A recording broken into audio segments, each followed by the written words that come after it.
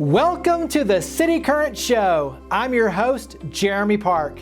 Our mission at cityCURRENT is to power the good, and we do that through positive media, events, and philanthropy. This show features interviews with a mix of business and community leaders who discuss important efforts, trends, lessons learned, and ways to get involved so we can learn more about our community and work together to make a difference. Now, on to the show. We're honored to kick it off talking about Higginbotham. We have a lot of good news, a lot of important updates to dive into. We have Chris Rooker. He's the COO of business insurance for Higginbotham. How are you doing, Chris? Doing great. Jeremy, love your energy. Thank you. Hey, well, this is a fun conversation, diving into the world of insurance, especially business insurance, property and casualty, P&C. But when you talk about Higginbotham, give us a little bit of an overview for Higginbotham in terms of the footprint, areas of expertise. Dive in. You bet. Sure thing. Well, we're a Fort Worth-based independent insurance agency with locations throughout the Midwest and the Southeast. 3 locations in and around Tennessee. Very happy to be in the great state of Tennessee. When you think about Higginbotham, the first thing that always comes to my mind, and I hope it come to our clients' mind, to our employees' mind, is that we are employee-owned, the majority employee-owned, and that's a big deal for us. You know, we win together, we lose together, we celebrate together, and we think we do pretty great things together. So that's one thing I would certainly say. We also, strategically, we're a little bit different, right? We break our world down into what we call day one and day two. Day one meaning we want to get the best rates for our clients, obviously, the best coverage and the best cash flow for our clients. And that's real important. It's important for us to get to know the client so we can go present them beautifully to the market space and get them really the best deal and the deal that they need. But we also break it down into that day two, which is really day 2 through 365 days in that policy year, right?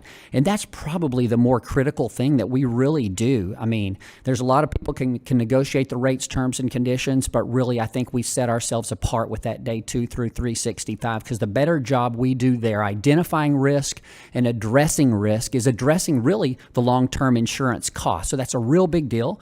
We quite frankly spend a lot of money, in those divisions of our company. But when you're looking at loss control, you're looking at claims, you're looking at contract review, risk management technology, and that's just on the P&C side. With the equivalent on the employee benefit side, we get pretty excited when we start talking about what we can do for clients, after we've actually placed that coverage. Well, and I think taking a holistic approach, and like you said, it becomes a real partnership where you can dive into all of these different areas and say, okay, now that we've looked here, let's look further down and let's look over here. And in the end, then the client is able to win. Dive in when you're talking about a prospect and sitting down with them at first. What are some of the questions you like to ask? What are some of the things that you're looking at right out of the gates? Sure. I mean, we really want to get to know the client, right? And I mean, we want to know what their desires are, what's worrying them. What might keep them up at night, and we can help them sleep better, right? I mean, the physical risk characteristics of a plant, of an operation, of a service that they're providing, that's obvious, right? We need to know those details. But the main thing we want to understand about that client is really what's worrying them, or where do they see as the great advantage that they can have by having a better risk approach. And the obvious outcome is better insurance rates, right? Maybe better deductibles or whatnot. But really, when we start talking about risk, we start talking about employee safety and safety of people using my products, it becomes a big deal. It becomes an emotional deal. And it's important for our clients, right, to feel safe using their product or using their facilities, et cetera. So, that was a lot, but we just like to dive pretty deep about some of those details outside of just the risk characteristics from a physical perspective. What were some of the things, or what have been some of the things that the pandemic has brought to life? So when you look at some of those pain points that companies are dealing with, what are some of the things that the pandemic has brought to light or that you've seen as a result over the last 12 to 14 to 16 months?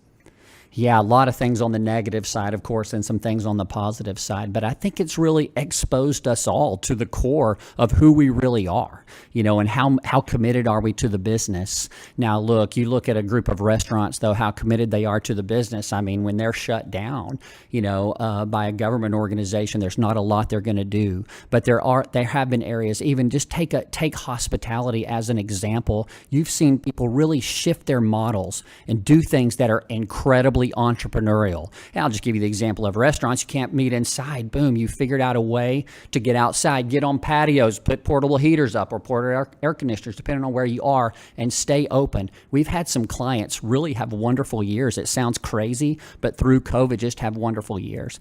And I think I can tell you for us and for many of our clients and, some of our competitors have done a really, really nice job of really being industrious and just finding new ways to think about it, new ways to approach risk. And look, there's been risk that none of us have dealt with this pandemic. And we've had to really think, and we've had to research, and we've had to engage the medical community, and we've had to ask a lot of advice. And we've done a lot of that. We've leaned heavy on our day two people, the engineering type mindsets, right? To really think through what can we do to keep businesses operating, if not at their peak. How about to be able to keep the doors right open until we can get back going? So I think to the core, we all know ourselves maybe a little bit better through this, and one of the questions, that we've seen or we ask ourselves, are we operating out of fear? Or are we operating because we really want to serve that client and just do a great job? And I think we've personally been able to put fear aside and just go out and be entrepreneurial. We have not stuck our heads in the sands. We've seen many of our clients do the same thing, whether that be a restaurant, as I mentioned, or in the oil and gas segment, who they've been hit twice. They got hit with the downturn of the oil and gas group, and then they get hit with COVID on the backside of that. So we've seen some real entrepreneurial spirits arise and really come up in this time. I'm thinking cybersecurity is one, but what are some of the more recent coverages that are new? What are some of the evolving trends? What are some of the things that really business owners need to be aware of? Yeah, great question, because you've got some things that were way pre-COVID, like the auto experience, right? I don't need to go into that, but carriers suffered a bit there, people texting and driving and just doing a lot, things being more expensive, bumpers costing a lot more than they used to, have really driven things like auto rates. And then we have had some pretty good catastrophes on the property side.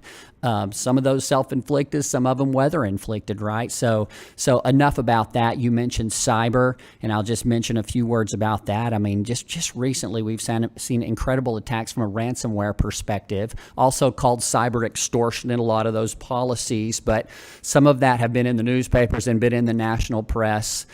Certainly involved in the pipeline. We've heard about some large insurance companies have been hit, and so and that is small businesses, that is mid-sized businesses, and that is large businesses, and that is a great concern for our clientele as it relates, particularly to cyber extortion right now, but all sorts of cyber issues. And we have seen that market turn. Prices are getting more expensive.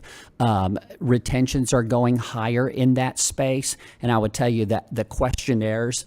What we're having to get from clients as it relates to getting good cyber quotes is just a lot more than it was a year ago for sure. And I would say a new one really, and it's been out there in front of us going, what is going to happen in the D&O space as it relates to some of the decisions that we are making as a business group to get people back into work as it relates to COVID, and so what's going to happen there. And I think that's still out there. We need to watch that, but I will say that the instances of D&O suits coming forward to the carriers is certainly rising right now. So we'll just have to keep our eye on that. When you look at the future of kind of where everything is headed, give us maybe a couple of recommendations for business owners to make sure that they're putting their business in the best position to get the best price, to get the best coverage. What are just a couple of general recommendations, general tips? Sure. Well, first of all, find a great broker partner, and the reason I say that, you want to be able to communicate completely openly, right? I mean, there's no reason to hold a risk back from a trusted broker, because they need to be able to articulate that to the carrier in order to make sure you've got it covered correctly. So that's the first thing I would say, is find somebody you trust, be open with them, and discuss these things. I mean, there are sometimes you need to modify your business because the risk is just too much, but that's not what we're looking for you to do. You're running your business a certain way for certain reasons, and we respect that big time. And we want to be able to work around the way you operate your business to cover you the best way you can. And I would say, secondly, insurance shouldn't be primary. You really start with risk. Start with the risk and see where you can't mitigate the risk. pass the risk as appropriate. Where you can't do it and it's unacceptable to you, we mentioned keeping you up at night. If it's going to do that, that's really where insurance really does kick in. And I would say that's the first thing I'd say, really. Don't lead with the insurance, lead with the risk management, follow with the insurance to fill those gaps. Talk about Higginbotham's support of the community. Philanthropy is a big piece of Higginbotham. Talk about what that means to support the community. You bet. Well, that's where I'm truly proud moments on behalf really of our employees and all the work that they do. We feel big about giving your time, your talent, and your treasure, right? And on the time and talent part, our employees are involved in so many nonprofit organizations. And that goes from serving on boards to really going and doing just the work, right? And volunteering, serving the meals, building a house for Habitat, different things like that. And there's literally just hundreds of organizations that we support physically throughout our entire footprint. And we feel it's in our mission, we want to give back to the communities that serve us so super well, right? And so we absolutely do that. And then there's, of course, giving the treasure. And to that, we look to the Higginbotham Community Fund. And I mean, we get a lot of money for that Higginbotham Community Fund through payroll deduction, which is the majority of our employees given back through payroll deduction every year. And we donate that money to nonprofits. A lot of them are our clients, and some of them not, and we donate that money back to those nonprofits. And I tell you, with COVID, another, again, great thing as it relates to the human condition was just what we did on behalf of some of the restaurants we insure, which was basically buying meals from our clients' restaurants, a lot of meals, by the way, and serving those to healthcare workers, firefighters, police officers, et cetera. So that was just a really cool thing. It makes you feel good about what you're doing. Wrap up with contact information. Where does everyone go to learn more about Higginbotham? So website, social media, where would you direct us to learn more? Well, thanks for asking that, Jeremy. You can find us at www.higginbotham.com, and we're all over the social channels. So take a peek, see what we're up to. Makes it easy. Well, Chris, thank you for all you and your amazing team do. Greatly appreciate it. Thank you for coming on the show. Thanks for having us, Jeremy. Appreciate that.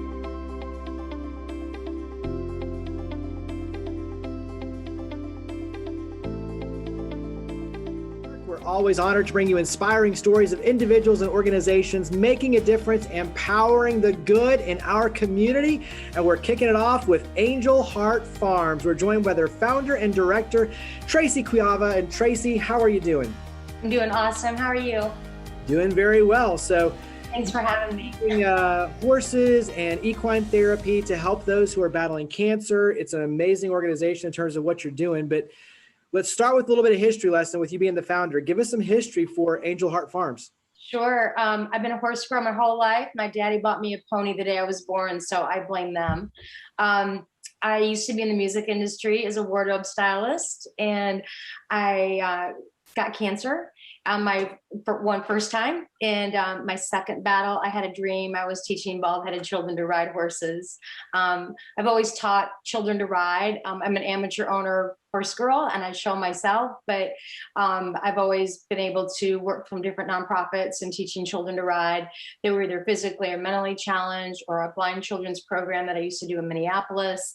And then I did a program here in Franklin. So it all kind of worked out. I seriously had a dream, and I went to Vanderbilt. I called St. Jude's and I said, I have this crazy idea. What do you think? And they asked me when I was opening my barn doors. So 6 months later, it opened.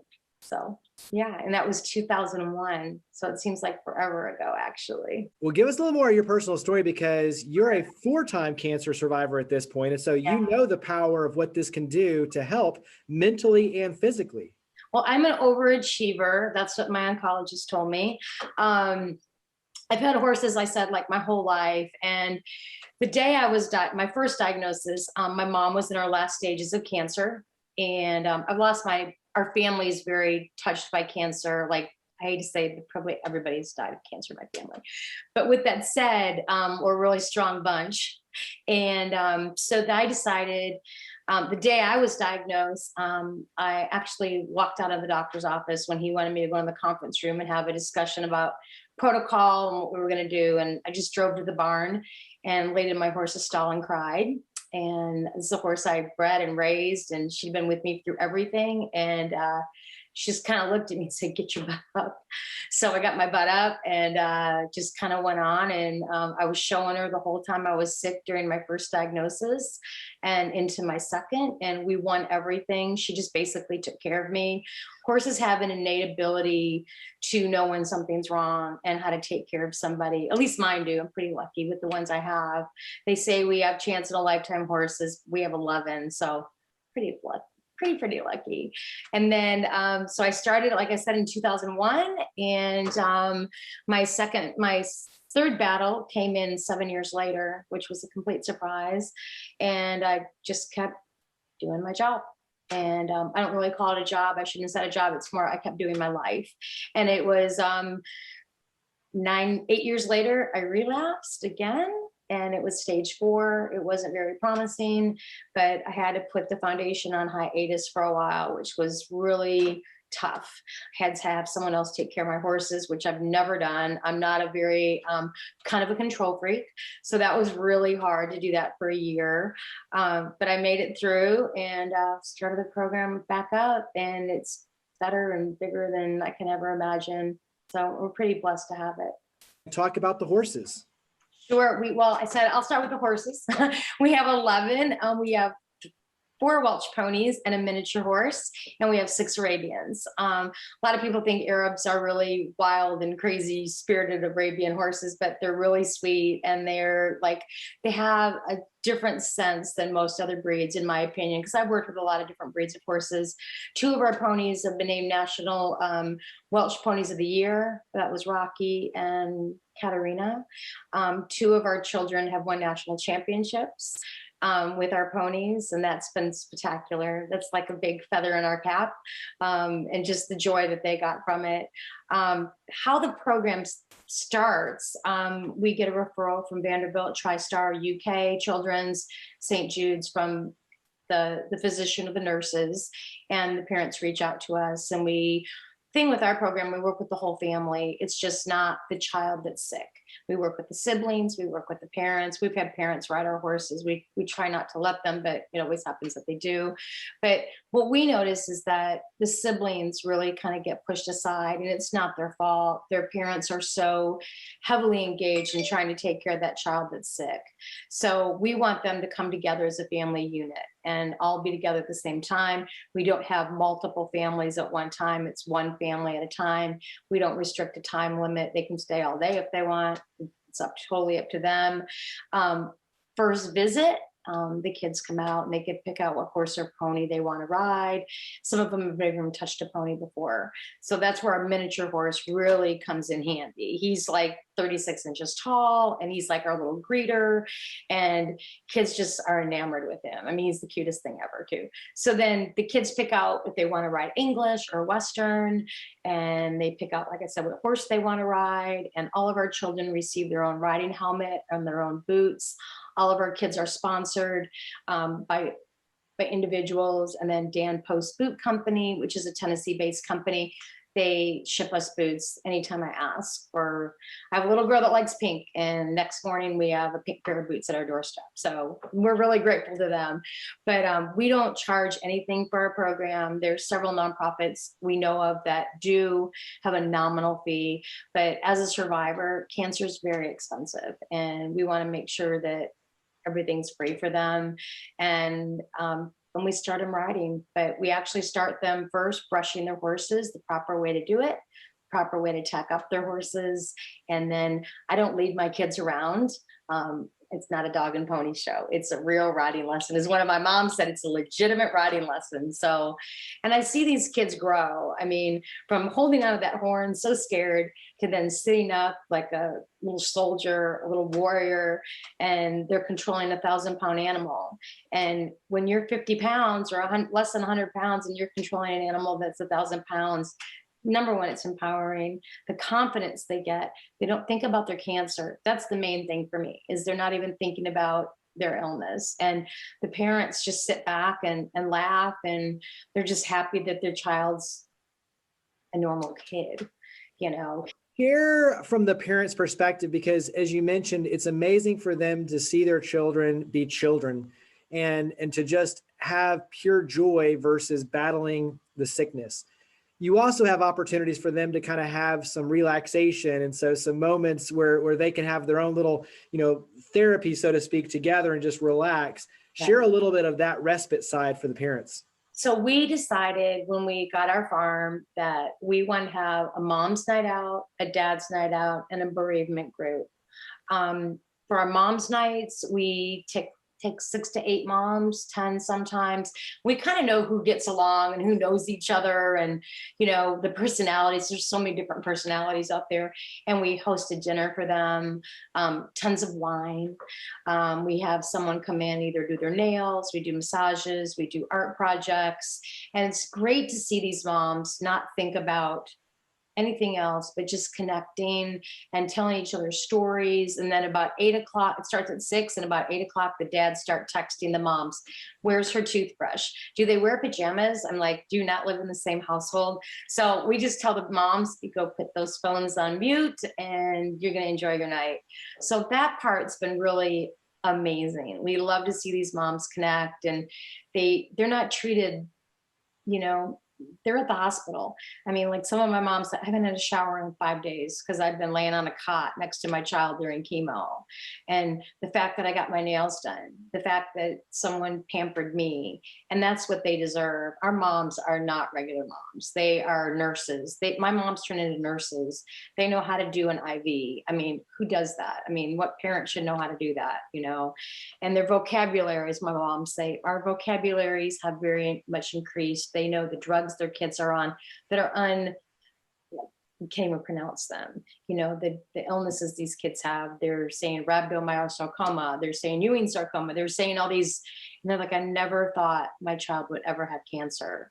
And then our dad's nights, we kind of put the two dads together, the bereaved dads, and we call them the regular dads. We see that the moms need a little bit extra special care. So we have a bereavement moms group. It's a really emotional night. I usually don't sleep for the next 2 nights because hearing their stories, and I was there with most of these families, so I really know what they've been through. The dad's night, a lot of beer, a lot of grilling, a lot of sitting around the fire pit, and they stay late. They love hanging out together. And the dads, I noticed that it's harder to get them to open up.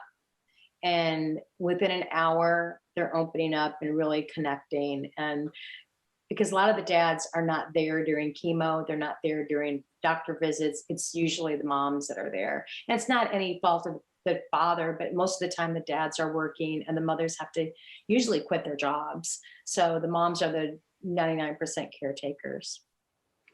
You mentioned Buddy, but talk about the miniature horse and the celebrity status he enjoys. Oh, well, he's the best. So we got Buddy when he was 3 weeks old, and he just turned 18 on April 15th. He was an orphan. Sad thing is his mother tried to kill him. So a veterinarian friend of mine called me up and said, I've got something for you. Can you come over to my barn? He goes, just bring your truck. I didn't know what he was going to give me. I thought, a saddle, who knows what he's going to give me. And he pointed at this little miniature horse that was probably the size of like 35-pound dog. And he goes, there you go. And I'm like, oh, great. What am I going to do with that? He goes, you'll find a use for him. And we totally have. But he has big status. He goes to Nashville Predators games. He's got his own barn at the Bridgestone. I know you just had Rebecca on a few weeks ago. We do cancer fight night. So we've been to the Bridgestone quite a bit. We also go to the different libraries and take Buddy and do some literacy programs. I wrote a children's book. So sometimes I've been able to read the book, and Buddy's been there. We had one, not last year, but the year before, because of COVID. We had in the small library in Nolensville, their capacity is 60, and we probably had about 175 people. So, and the Preds came too, Nash and Smash were there too. So it was a big, big day. But he goes to Ronald McDonald House. I mean, he does on-site visits. He's been to the hospitals. He's been to St. Jude's. He's been to children's bedrooms, if they're too sick to come to us. So We just had a big event at Nash Family Creamery, and he was a big hit. I think he had about 5,000 selfies, but he does everything in stride. He never cares about anything. The funniest thing, when we took him to the Preds game, I mean, there's how many thousands of people there, and he was in his little buddy barn, and people are coming down the escalator and they see this little miniature horse, and they're like, what? So they just beeline and got their picture taken with them. But it's the community service stuff that we love to do outside of the farm life, like we also go to senior centers with them. And so we're really gearing up for this fall with them. How can the community help you? Volunteering is always a big thing for us. We have a big farm. It's 15 acres. So we always need our grass cut, stalls cleaned, working with the horses. All of our volunteers do have to be 18 and over. It's just a liability for us. And so we can kind of keep our insurance low. Financial help is always a good one. Services, like if there's a lawn care company that would like to do some lawn care for us, or painting, we've got to do some painting in the barn. And so that part of it, we've got some events coming up that we're just in the planning stages. So corporate sponsorships, we're looking for, but it's all over the board. We're in our capital campaign right now to pay off our farm, which is, we're in Williamson County, so we can only imagine what that is. So, we try not to think about that. We just trudge on through, but yeah, that's how we need help. Tracy, thank you for all you do. Greatly appreciate it. Thank you for coming on the show. Thank you for having me.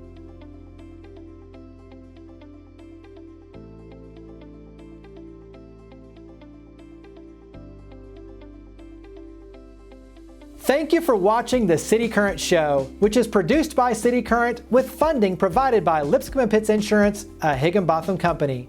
To learn more about each of the guests, to share your stories of others, leading by example, or to watch past episodes and more media focused on good news, visit our website at citycurrent.com or follow along on social media using the handle or hashtag CityCurrent.